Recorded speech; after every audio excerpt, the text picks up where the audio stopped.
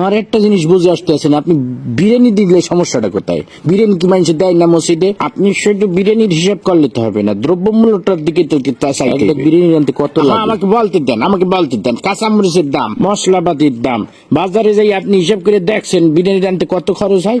আপনি খালি বিরিয়ানি হটতে আছে বিরিয়ানি রানতে বর্তমানে যে খরচ হবে ওইটা দিয়ে ঢলঢলা খিচুড়ি আপনি 50 জন মানুষ এক পুরো গ্রাম ধরে আপনি খাওয়াই দিতে পারবেন। বুঝলাম না, প্রতি বছর ইফতারির সময় আপনারা তো হিসাব করবোই তো, সমস্যাটা কি আপনার? আপনি খালি খাওয়ার হিসাবটাই বুঝলেন, আপনি দ্রব্যমূল্য হিসাবটা বুঝবেন না। আপনি কি মনে হচ্ছেন আমি কি বহুত টাকার মালিক হয়ে গেছি? হ্যাঁ, এখন যত কামাই তত খরচ।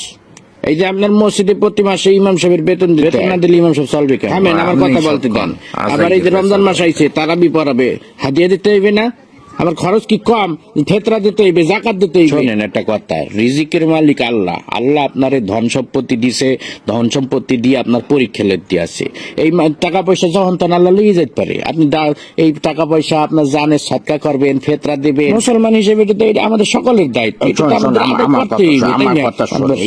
সবাই দিয়ে বয়ান করে বুঝানো যায় না, বুঝছো?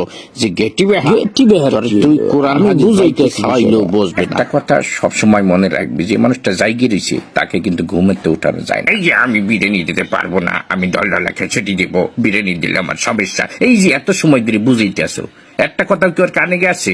ও শুরুতেই বসতে আছে যে আমি ডলডলা খিচুড়ি দেবো, আমি বিরিয়ানি। আপনি কতক্ষণ ধরে বুঝাবো আমি? এদিক টাকা শোন, আমি গত বছর আমি পুরা গ্রাম বইটা আমি বিরিয়ানি খাওয়াইছি না, পুরা গ্রাম কোনো ঝামেলা হয়েছে।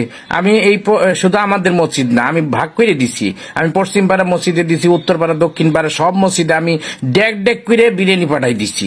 কোনো সমস্যা হয় নাই, শর্টও পড়ে নাই, সবাই তৃপ্তি সহকারে খাইছে। আমার মনে হয় আমার মতো সভাপতি এই মসজিদে ইতিপূর্বে আর আইসি কিনা আমার জানা নাই।